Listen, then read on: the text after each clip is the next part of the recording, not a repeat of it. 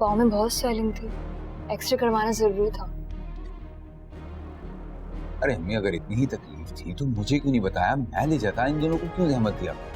Last point, अगर तुम्हारी वजह से ईमान या मेरी औलाद को कुछ भी हुआ ना, तो मेरे से बुरा कोई नहीं होगा।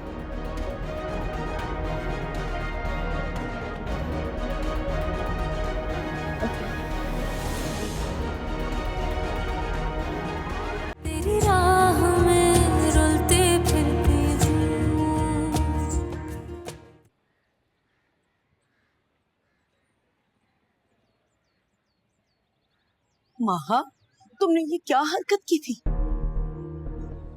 समझ में नहीं आ रहा कि तुम चाह क्या रही हो। समझ तो मुझे नहीं आ रहा कि यूं अचानक से ईमान से आपको हमदर्दी कैसे होने लग गई है। कहाँ कल आप उसको घर से निकालने की प्लानिंग करी थी और आज उसी की वजह से मुझे डांटने आ गई हैं। तुमने हरकत भी तो ऐसे की है ना। तुम जानती हो उसकी कंडीशन, फिर इतनी जोर से धक्का देने की क्या जरूरत थी? आखिर मसला क्या है? मैं देख रही हूँ कई दिनों से तुम किसी से भी सीधे मुंह बात नहीं कर रही। ये सब आपकी उस लाडली ईमान की बदौलत है। ईमान? अब क्या किया उसने? कुछ नहीं, प्लीज आप यहाँ से जाएं, मुझे किसी से कोई बात नहीं करनी है। देखो माहा, प्लीज मॉम।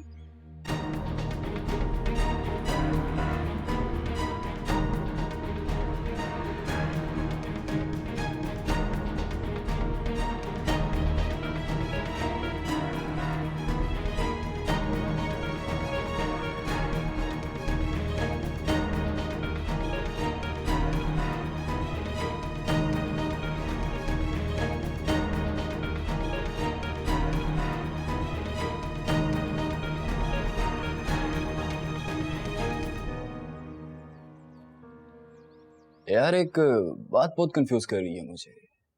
मतलब तेरी और माहा की नाराजगी की वजह तो समझ आती है, लेकिन ईमान तू उसके साथ कब से सीरियस हो गया भाई? पूरी यूनिवर्सिटी के सामने उसने तुझे थप्पड़ मारा, उसके बावजूद भी तू उसके लिए इमोशनल हो रहा है। मेरे तो कुछ पल्ले नहीं पड़ रहा बॉस।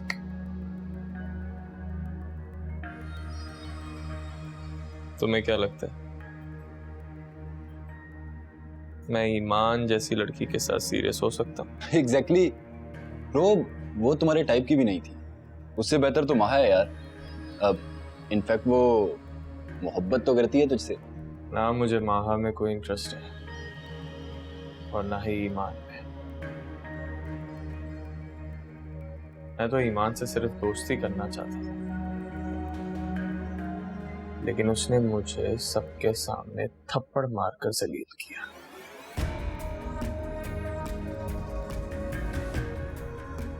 और अब मैं भी उसके साथ कुछ ऐसा ही करूंगा। बस सोच रहा हूं कि ये होगा कैसे। ईमान, ईमान, ईमान।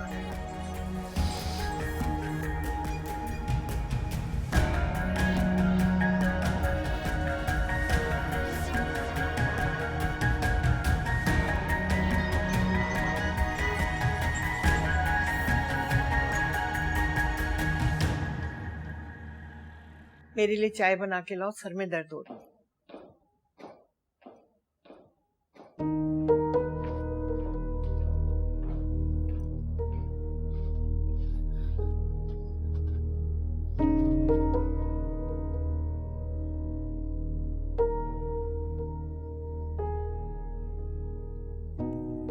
इस तरह सर पकड़ के बैठने से क्या होगा?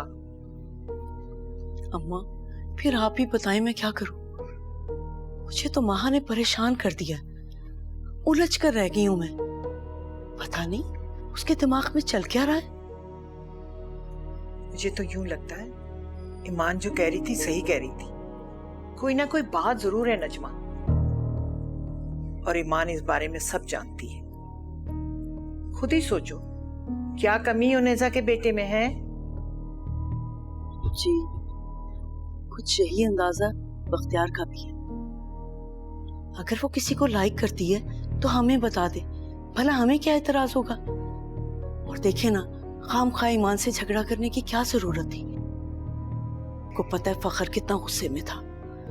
अल्लाह ना करे कुछ उल्टा सीधा हो जाता तो हम तो हाथ मलते रह जाते।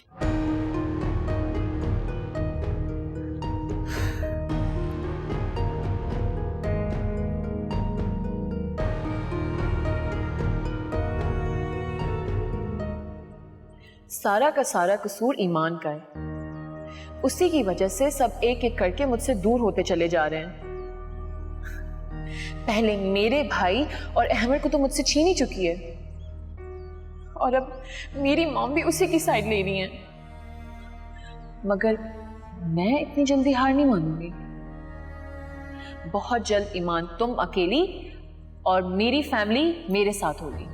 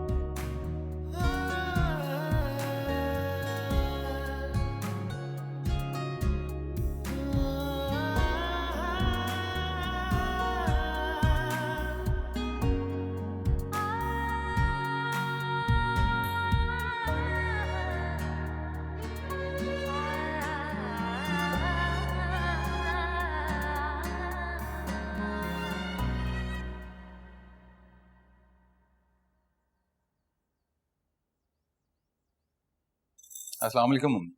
वालेकुम अस्सलाम बेटा। आपने दानियाल से मेरी शिकायत की है। शिकायत? मैंने तो उससे कोई शिकायत नहीं की। तो फिर उसे कैसे पता चला कि हम उसकी गाड़ी इस्तेमाल कर रहे हैं? वो तो जता रहा था मुझे कि अगर मैं अपने बीवी बच्चों को घुमाने के लिए लेकर गया तो अम्मी को साथ क्यों नहीं लेकर गया।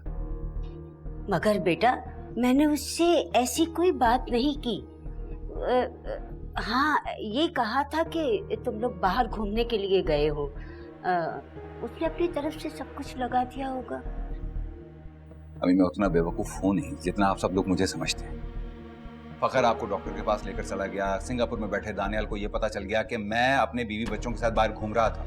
फैसल मेरा यकीन करो, ईमान मुझे जबरदस्ती लेके चली गई थी। मैं मना करती रही, वो दोनों मुझे ले गए। हाँ हाँ, और उन्हें मौका मिल गया मुझे शर्मिंदा करने का। मेरी नेकी किसी को कुछ याद नहीं है। आज कमाने लगे हैं तो मुझे जलील करने लगे हैं। ये दानियाल की गाड़ी की चाबी पकड़ लीजिए। आज के बाद मैं उसकी गाड़ी को हाथ नहीं लगाऊंगा। फैसल मेरी बात तो सुनो बेटा।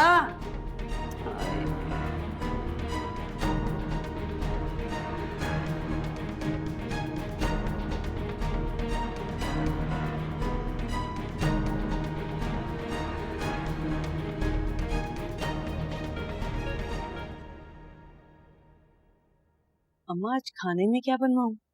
देख लो जो सबको पसंद हो। अपनी पसंद तो कोई भी नहीं बताता। जब खाना सामने आएगा ना तो नखरे जरूर करेंगे। आपदा जी बाजी। बात सुनो, ईमान से पूछ कर आओ, शायद उसका कोई खास चीज खाने को दिल कर रहा हो। ठीक है बाजी। ये पकाने के चक्कर में ना मुझे थका के रख देता है। मेरी जान तुम ही कोई मशवरा दे दो। बेचारी तुम्हारी माँ तो सोच सोच के परेशान है। दादो अगर इस घर में सब कुछ ईमान की मर्जी से होता है तो इसी से पूछना है आप लोग। मेरा मशवरा कहाँ मानेंगे आप लोग? बता देगी आप लोगों को।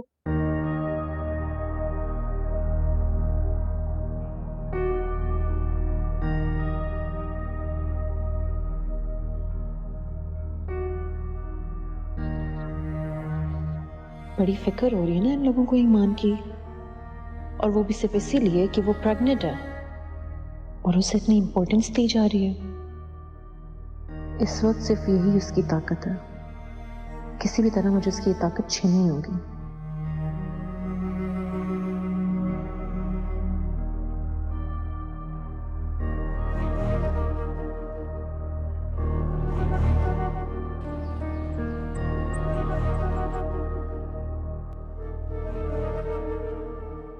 पहले गलती करती हो, फिर नाराजगी भी दिखाती हो। माँ तुम्हें क्या हो गया? तुम ऐसी तो नहीं हो। आखिर मुझे अपने दिल की बात बता क्यों नहीं देती हो? मैं तुम्हारे लिए बहुत परेशान हूँ। तुम शादी से क्यों मना कर रही हो? कहीं ईमान वाली बात ठीक तो नहीं? आपको ना मेरे अलावा इस दुनिया में हर किसी पे भरोसा है, स्पेशली उस ईमान पे बहुत ज्यादा। ऐसी बात नहीं है। ऐसी ही बात है मामा। जब से ईमान इस घर में आई है, हर किसी के लिए वही अहम है। अब चाहे वो फखर भाई हो, दादो, डैड, और आप कौन सी किसी से कम है? आपको भी तो बड़ी फिक्र हो रही ना उसकी आजकल। इस वक्त तो सिर्फ मैं तुम्हारी वजह से परेशान हूँ। तुम ईमान को उसके हाल पे छोड़ दो। ईमान की अपनी जगह है, तुम्हारी अपनी जगह। जगह ही तो नहीं रही मेरी इस घर में। पहले अगर बाय चांस फखर भाई मुझे डांट देते थे ना, तो 10 बार आते थे और 50 बार सॉरी करते थे।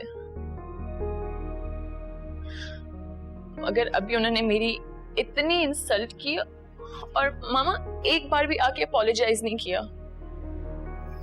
तो तुम कर लो ना अपोलोजाइज भाई से। अगर गलती अपनी हो ना, तो माजरत करने में क्या बुराई है?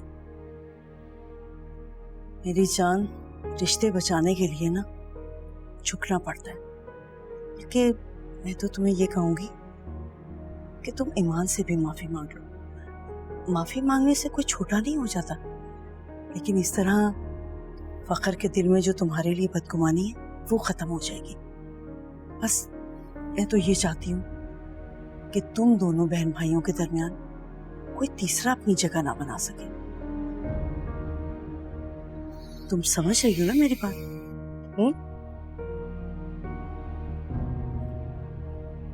रिलैक्स।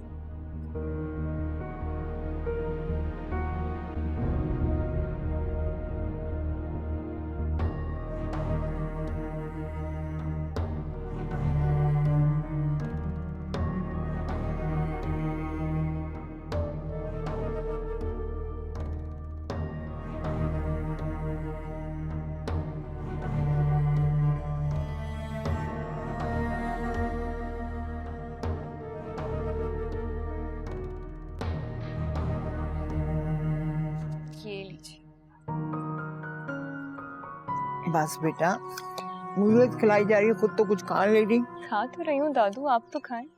कहाँ खाए हो? बस अब दिल भर गया। लो मैं तुम्हें काट के खिलाती हूँ। अरे दादू मैं खा लूंगी ना। छोड़ दो ना।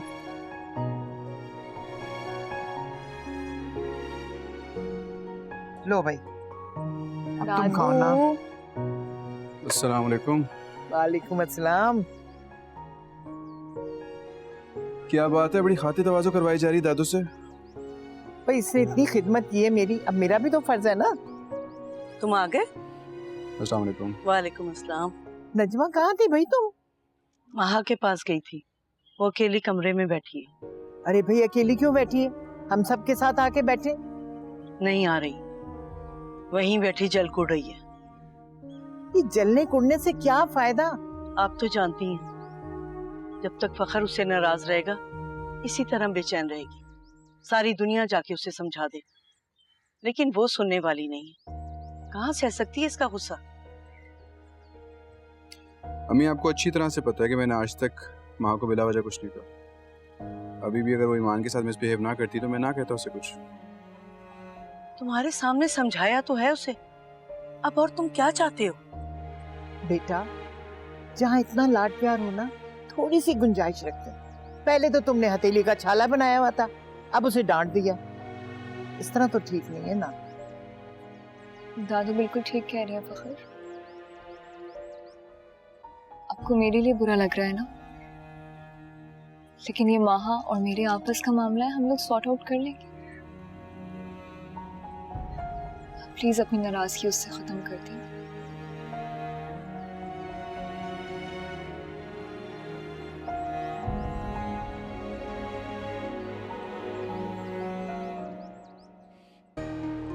अब इसकी चालाकी तो देखो, एक हफ्ते से बहन भाइयों में नाराजगी चल रही थी। सब तो तौफीक नहीं हुई कि दिल बड़ा करके महा और फखर की सुलह करवा देती और अब सबके बीच में बैठकर मशवरे दे रही।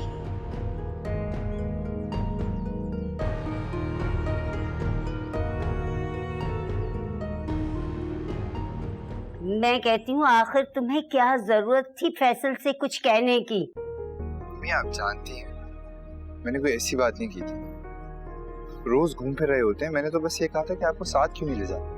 पहले तो ये मजबूरी थी कि बाइक है, अब तो गाड़ी की भी सहूलत मौजूद है। और मैंने भाई को गाड़ी दी इसलिए थी कि कहीं आपको आना जाना हो तो। फैसल गाड़ी की चाबी दे गया है मुझे। मम्मी ये पहली बार तो हुआ नहीं है, पहले भी भाभी की बदौलत बात बेबात ही घर में टेंशन क्रिएट करते हैं। असल में इन्हें आदत हो गई अपनी बर्तरी करने की, तो मेरा एहसानमंद होने के बजाय उल्टा धौंस जमा रहे हैं।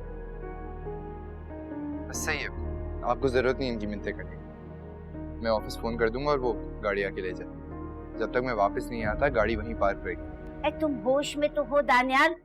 मैं झगड़ा खत्म करना चाहती हूँ और तुम हो के तलखी को बढ़ाए चले जा रहे हो। मम्मी अगर आप चाहती हैं कि मैं उनको कॉल करके उनसे माजरत करूं तो आई एम सॉरी, ऐसा नहीं हो सकता।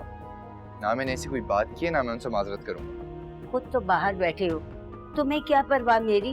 अच्छा, मुझे आपकी परवाह भी नहीं है। मम्मी आप देखिए मेरे साथ ज्यादती कर रही हैं। फैसल और समिया का मूड खराब होगा तो क्या मैं ज़हनी तौर पे पुरसुकून रह सकूंगी बेटा?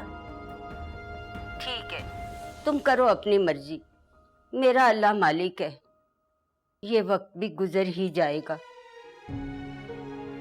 हेलो,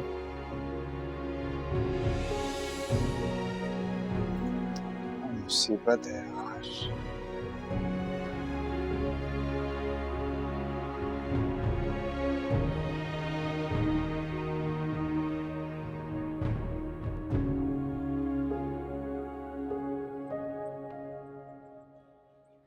ऐसे वक्त ज़ाया करने से कुछ नहीं होगा।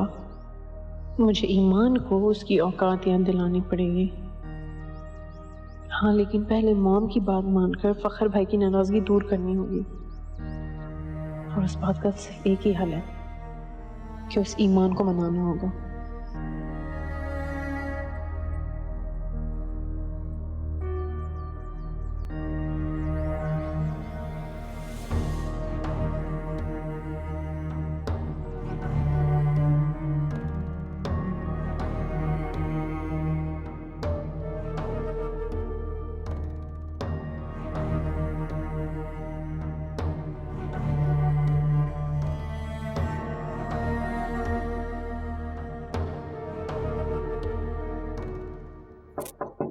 अंदर आ सकती हूँ?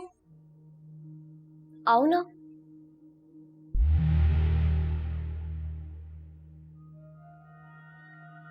I'm so sorry.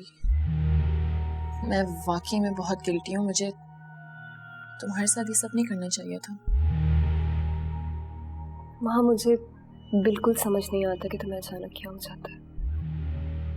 हम लोग तो पिछले कई सालों से कितने अच्छे दोस्त हैं और मेरा ये ख्याल था कि हम हमेशा अच्छे दोस्त रहेंगे, लेकिन मुझे नहीं पता कि तुम्हें मुझसे क्या शिकायत है। हम अभी भी बहुत अच्छे दोस्त हैं। मैं अपनी प्रॉब्लम्स में इतनी स्टक हूँ कि सब कुछ गलत हो रहा है। और यकीनन इस प्रॉब्लम की वजह वो लड़का है ना? हाँ, क्यों कर रही हो ऐसे? जब वो कुछ नहीं कर सकता तो तुम क्यों उसके लिए खुद को तकलीफ पहुंचा रही हो? इतना आसान नहीं है ये ईमान। लाइफ में फर्स्ट टाइम मैंने अपने दिमाग की छोड़ के अपनी दिल की सुनी है। इनफैक्ट किसी को भी नहीं पता कि मुझे कैसा फील हो रहा है। तुम मेरी तकलीफ नहीं समझ सकती। इनफैक्ट कोई भी नहीं समझ सकता कि मैं इस वक्त किस अजियत से गुजर रही हूँ। वहाँ एक बात बताओ, वो है कौन? मेरा मतलब है कि अब मैं जानती हूँ उसे। तुम्हें मैं ऑलरेडी एक मरतबा पहले बता के पछता रही हूँ।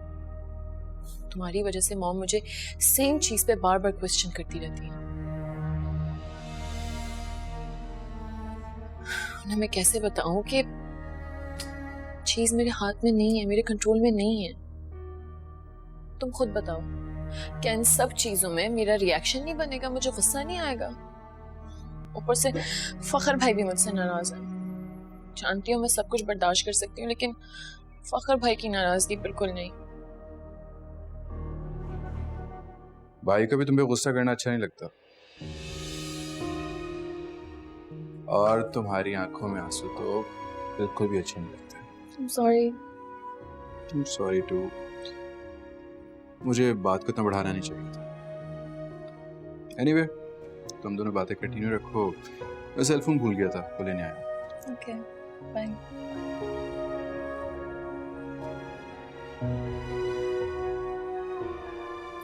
अब खुश हो? बहुत।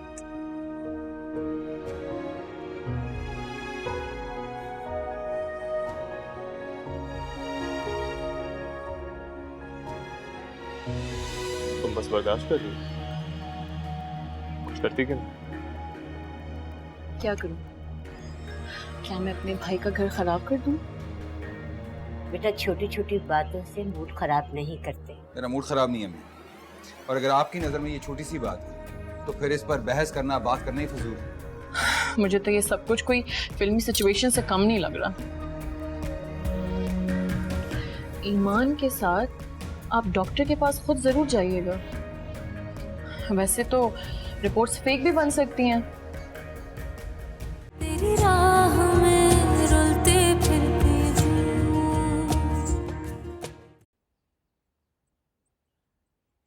ये लीजिए आपकी कॉफी।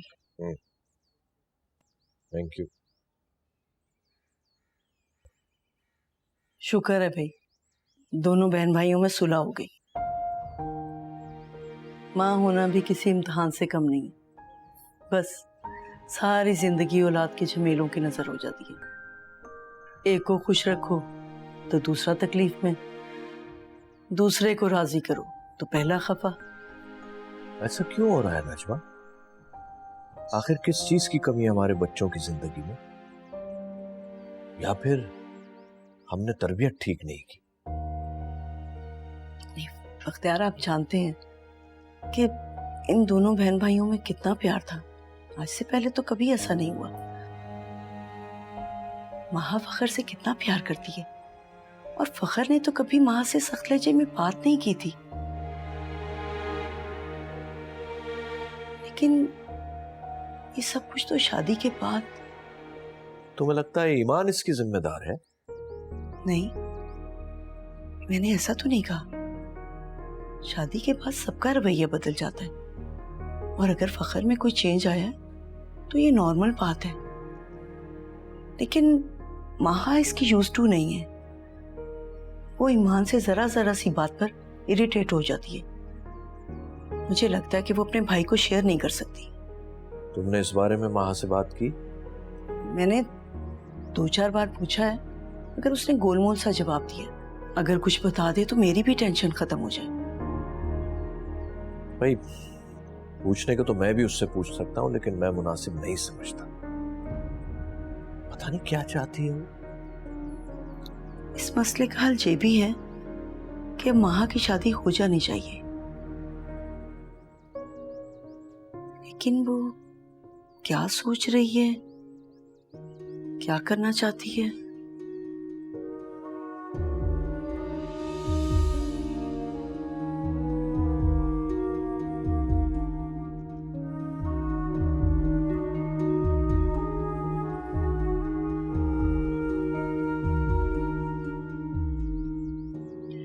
अगर मैंने तुम्हें ईमान की मकारियों के किस्से बताना स्टार्ट कर दिया ना, तो सुबह से रात हो जाएगी। फखर भाई तो बस उसी के इशारों पे चलते हैं, और उनकी वजह से हम सब घर वालों को भी ना उसको केटर करना पड़ता है। सीरियसली? नहीं, तेज वो लगती तो नहीं? क्योंकि तुम इसे जानते नहीं हो। यूनिवर्सिटी में मेरी कितनी अच्छी क्लास फेलो थी ना, और अब हर दिन वो मुझसे लड़ती है, क्योंकि फखर भाई के सामने वो मेरी इमेज डाउन करना चाहती है। मेरे तो अपने घर में मेरी कोई इंपॉर्टेंस ही नहीं रही है।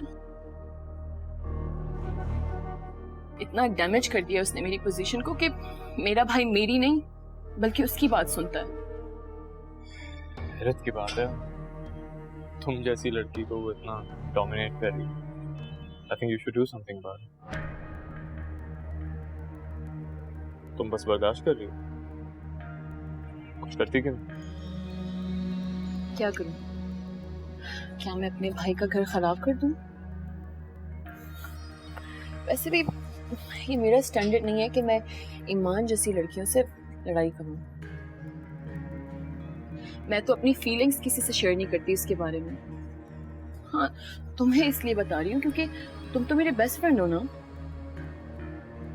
एंड समहाउ तुम भी कहीं ना कहीं उसकी उस मासूमियत का शिकार तो हो चुके हो। इसलिए बेटर ये है कि मैं तुम्हें उस गलतफहमी से निकालूं, क्योंकि ईमान ना तो मेरे भाई की मोहब्बत डिजर्व करती है और ना ही तुम्हारी। तुमसे किस अहमक ने कहा मैं ईमान से मोहब्बत करता हूँ? मुझे भी उस पे उतना ही गुस्सा है जितना तुम्हें। फर्क सिर्फ इतना है, तुम उसे उसके हाल पे छोड़ देना चाहती हो और मुझे उसे उसके थप्पड़ का जवाब देना है। अच्छा चलो छोड़ो ये सारी बात, अपना मूड सेट कर। जिस चीज के बारे में तुम कुछ कर ही नहीं सकती है तो अपना मूड खराब करने का क्या फायदा? कुछ ऑर्डर करूं तुम्हारे लिए? नहीं, I think I am fine with the coffee. वैसे भी बहुत लेट हो गया। I think I should go. Should I talk to you?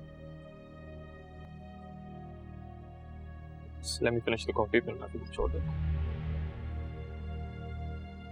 What?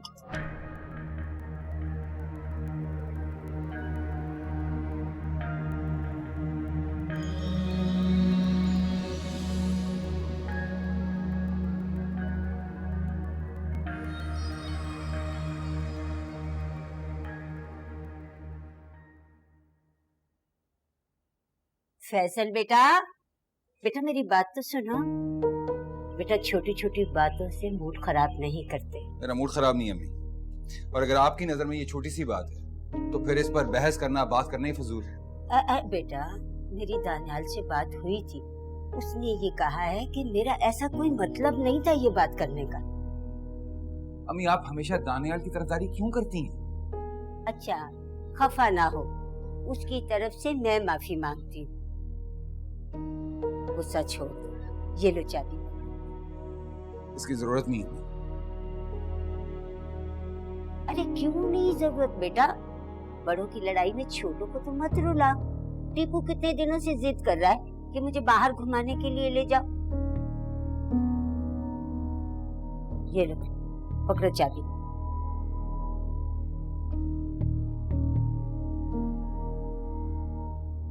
जीता है, जीता है।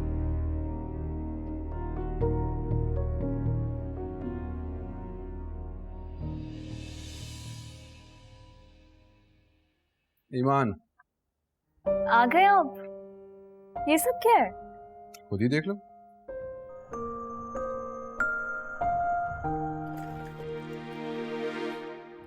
इतने सारे खिलौने,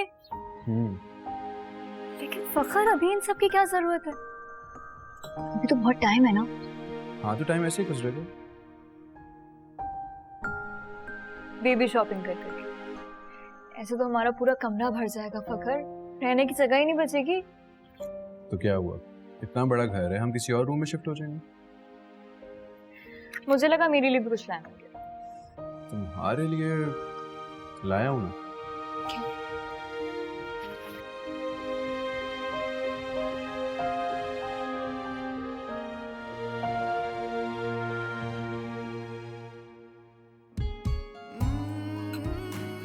फखर हम मलेशिया जा रहे हैं? हाँ, एक एग्जीबिशन है मलेशिया में, वहाँ हम लोग पार्टिसिपेट कर रहे हैं। मैंने सोचा अकेले जाके क्या करूँगा मैं, तो तुम्हें साथ ले जाता हूँ। वैसे भी हमारा हनीमून तो ड्यू है ना। 3 दिन का एग्जीबिशन है, उसके बाद फिर हम साथ टाइम स्पेंड करेंगे। Thank you so much. Welcome.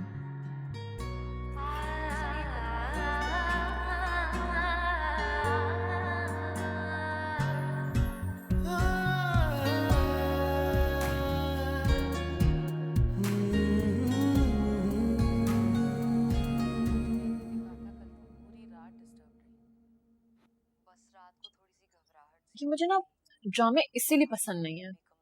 देखें, यहाँ सिचुएशन बिगड़ी, वहां मिरेकल हो गया और मसला सारा सॉल्व।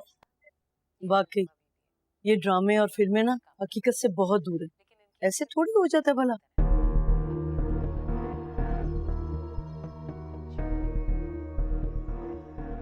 एग्जैक्टली वैसे आपस की बात है, मुझे हमारे घर का माहौल भी किसी ड्रामे से कम नहीं लग रहा। याद है आपको, आपने फखर भाई से ईमान को घर भेजने की बात की थी और उन्होंने यूं अचानक आके हमें उसकी प्रेगनेंसी की न्यूज़ सुना दी। सब मामला ही खत्म। मुझे तो ये सब कुछ कोई फिल्मी सिचुएशन से कम नहीं लग रहा। ईमान के साथ आप डॉक्टर के पास खुद जरूर जाइएगा। वैसे तो रिपोर्ट्स फेक भी बन सकती हैं।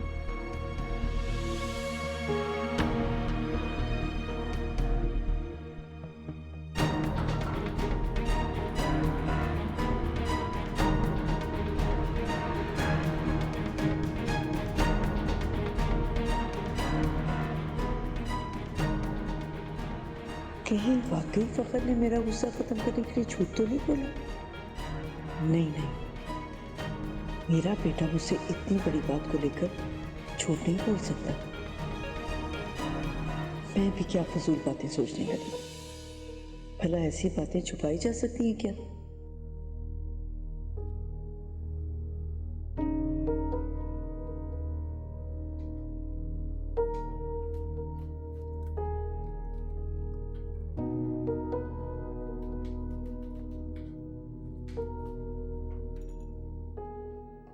आपदा जी बाजी जी। जाओ ये जूस ईमान बाजी को देके आओ ऊपर। लेकिन ये वाला जूस? हाँ, उनका फेवरेट जूस है ये। जाओ जल्दी से देके आओ, वरना मॉम से शिकायत कर देंगे तुम्हारी। क्लास लेंगी तुम्हारी बहुत वो फिर। जा रही हूँ ना, गुस्सा तो ना करें। जाओ।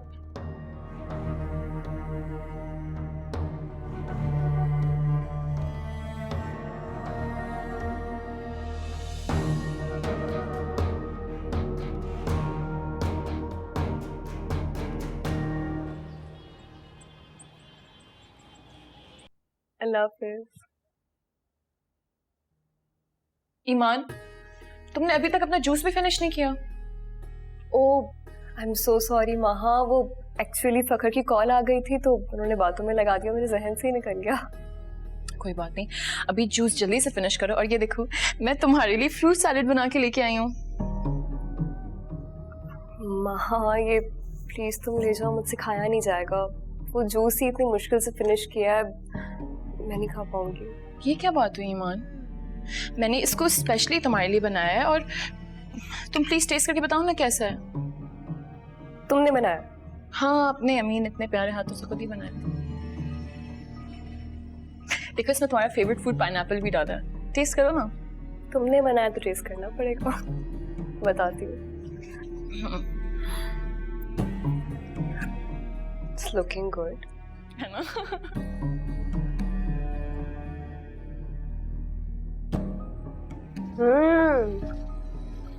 बहुत अच्छा है महा, है ना? खाओ खाओ और खाओ। तुम भी खाओ ना। मैं तो ऑलरेडी खा के आई हूँ, तुम खाओ। Thank you so much.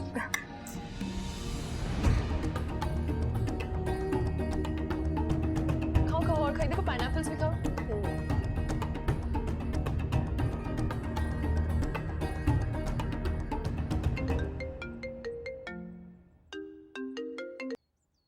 Hello Daniyal, मैं फरिया बात कर रही हूँ। हाँ फरिया, क्यों फोन किया?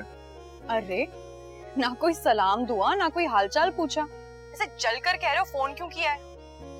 कम से कम अब तो अपना रवैया ठीक कर लो। भूल गए हो क्या हमारा रिश्ता क्या है? अब हमारी शादी होने वाली।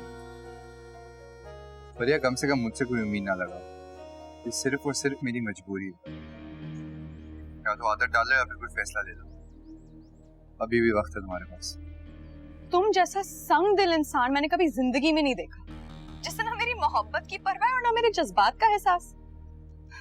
कौन होता है जो किसी के लिए अपनी जान दे दे। और तुम तो जानते हो तुम्हारे लिए ये कोशिश भी कर चुकी हूँ। तुम्हारा भले मुझ जैसे शख्स से कभी कोई वास्ता ना पड़ा, लेकिन मैं और मेरे घर वाले पिछले कई सालों से बिल्कुल तुम्हारी तरह एक पहुंची हुई चीज को बर्दाश्त करते हैं। तुम्हें लगता है तुमने सबको धोखा दे दिया तो मुझे आराम से बेवकूफ बना लोगी। आसान नहीं होता किसी के लिए जान देना। खैर, मेरे पास तुम्हारी बकवास बातों का टाइम नहीं है, मुझे काम है।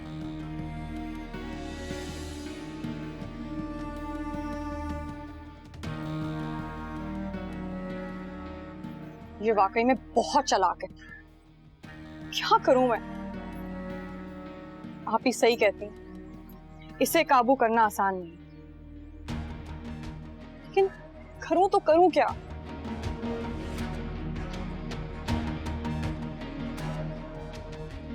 हाँ ठीक है, वो काम भी तुम कर लेना, सही है। नहीं, मैं उस पर साइन करके आई थी। ठीक है, ठीक है, चलो मैं तुमसे बाद में बात करती हूँ।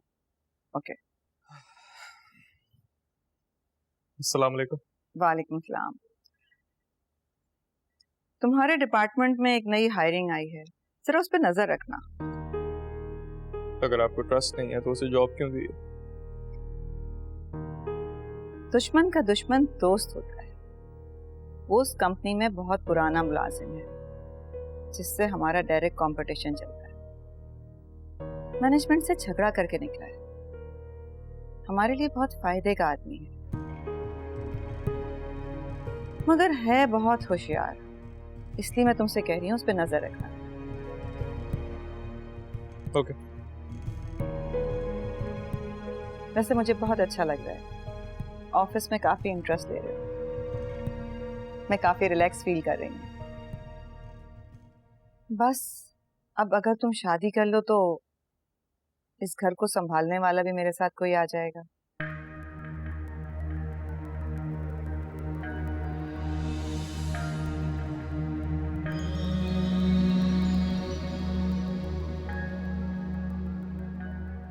मैं जानती हूँ तुम इस टॉपिक पे बात करना नहीं चाहते।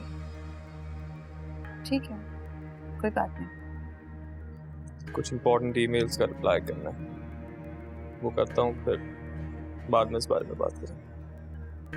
तुम्हारे लिए कॉफी भिजवा दूँ? श्योर।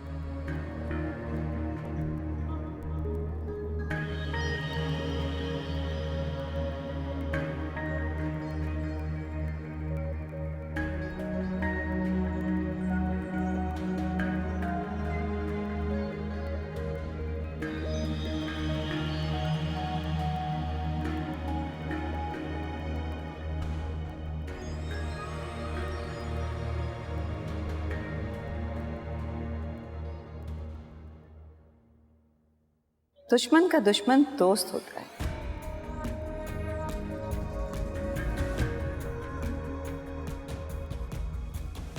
एग्जैक्टली। और यहाँ तो मुझे कोई खास एफर्ट भी नहीं करना पड़ेगा। माहा ईमान से नफरत करती है, चिढ़ती है उससे, और इत्तेफाक से इस वक्त वो ईमान से क्लोज भी है। इसे सीढ़ी बनाकर मैं ईमान के नजदीक पहुंच सकता हूं।